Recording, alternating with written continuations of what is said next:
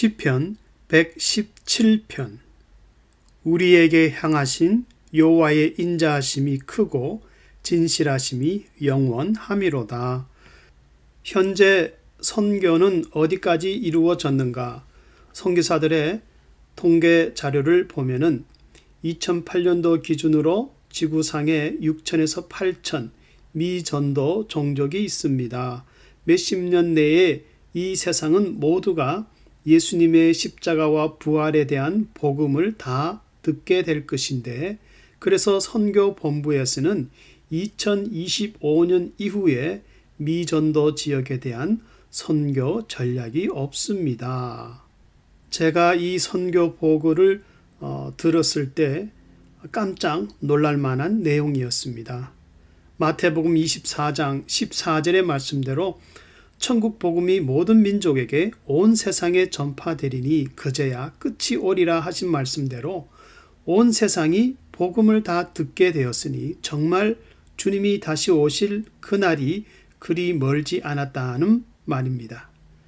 과거 어릴 때는 예수님의 재림이 먼 미래의 일이라고 막연히 생각했지만은 이제는 점점 말세지말에 살고 있다는 생각이 듭니다.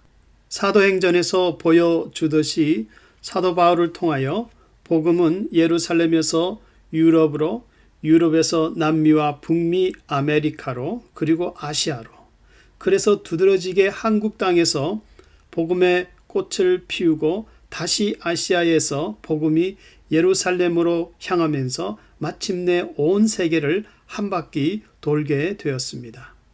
그러므로 이방인들이 하나님의 백성으로 부름을 받아 하나님을 찬양한다는 것은 성경 여러 곳에서 예언이 이미 성취되었는데, 오늘 본문의 말씀은 바로 그 예언 중에 하나입니다. 너희 모든 나라들아 여호와를 찬양하며 너희 모든 백성들아 저를 칭송할지어다. 가끔 문명이 발달되지 않은 부족들이 눈물을 흘리며 손을 들고 하나님을 찬송하는 모습을 보면은 마음이 뭉클하고 놀랄 때가 있습니다. 피부 색깔이 다르고 문화가 다르지만 같은 하나님을 찬양하고 있구나. 정말 모든 나라와 모든 백성들이 하나님을 찬양하는구나. 본 시편은 아마도 이스라엘이 포로 생활을 마치고 돌아온 후에 쓰여진 것으로 봅니다. 그 이유가 포로 후기에 나타나는 아람어풍으로 단어가 쓰였기 때문입니다. 예를 들면은 모든 백성, 음빔, 칭송, 쉬바크라는 단어를 사용했는데 이 모든 것은 포로 후기에 나타나는 단어의 모습이기 때문입니다. 그렇다면은 시편의 성도는 약 2500년 전에 성령의 영감으로 주의 복음이 온 세상을 덮게 될 것을 미리 내다보았고, 또한 구원받은 모든 나라와 모든 백성이 하나님을 찬송해야 할 이유를 2절에서 이렇게 말씀하고 있습니다. 첫째로 하나님의 인자하심이 크고, 여기서 하나님의 인자하심이 크다는 것은 점점 많아진다는 뜻인데, 인간의 사랑은 날이 갈수록 줄어들지만, 그래서 마태복음 24장 12절에서는 말세에 많은 사람의 사랑이 식어지리라 말씀하지만은, 그러나 하나님의 사랑은, 인자하심은 시간이 지나면서 더욱 풍성히 드러납니다. 그렇기 때문에 하나님의 그 인자하심을 찬송한다는 것입니다. 그래서 처음에는 작은 민족 이스라엘을 선민으로 택하셨지만은, 그러나 시간이 지나면서 모든 민족들을 구원하시는 것을 볼 때 여호와의 인자하심이 크다는 것입니다. 점점 커지는 하나님의 인자하심, 이러한 하나님의 섭리는 성도들의 개인적인 삶에도 그대로 적용되는 말씀입니다.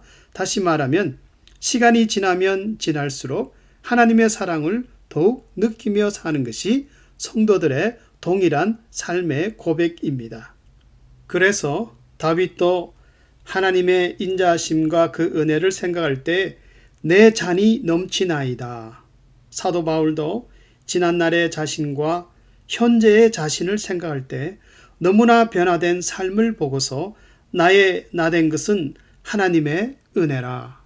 그리고 하나님이 어떤 성도들은 때때로 남다른 그런 고난을 겪게 하시지만은 그러나 뒤돌아보면은 나를 은혜의 보좌 앞으로 더욱 가까이 이끄시는 하나님의 하나의 특별한 섭리였음을 알 수가 있습니다. 하나님의 인자하심이 크고 그래서 나를 향한 하나님의 사랑은 항상 변치 않으실 뿐 아니라 하나님의 사랑은 처음보다 나중이 점점 더 향기로운 것을 우리 성도들은 믿어야 할 것입니다. 둘째로 모든 나라와 성도들이 하나님을 찬양하는 이유는 진실하심이 영원함이로다. 다시 말하면 우리 하나님은 축복을 주시되 갑자기 주시는 것이 아니라 약속하시고 그것을 성취하시는 진실한 분이라는 것입니다. 그래서 성도들은 하나님의 그 진실한 약속을 바라보면서 신앙이 자랍니다. 그리고 그 약속이 이루어질 때까지 소망을 품게 됩니다. 그러므로 이 소망 때문에 기도하는 성도들은 때때로 거꾸로 떨림을 당하여도 넘어지지 않는다고 말씀합니다. 진실하신 하나님.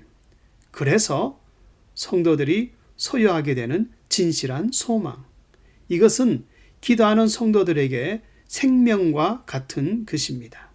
그러나 반대로 소망이 없다는 것은 죽음과도 같은 것입니다.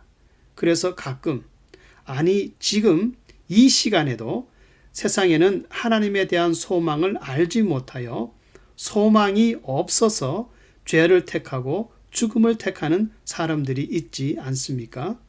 하지만 기도하는 성도들은 항상 약속을 지키시며 살아계신 하나님의 그 진실함 때문에 어려움을 당하나 결코 소망을 잃지 않습니다.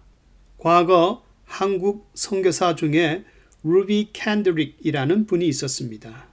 루비 선교사는 텍사스 출신으로 1907년에 25살에 한국을 왔다가 갑자기 맹장 수술을 한 후 8개월 만에 세상을 떠나고 말았습니다.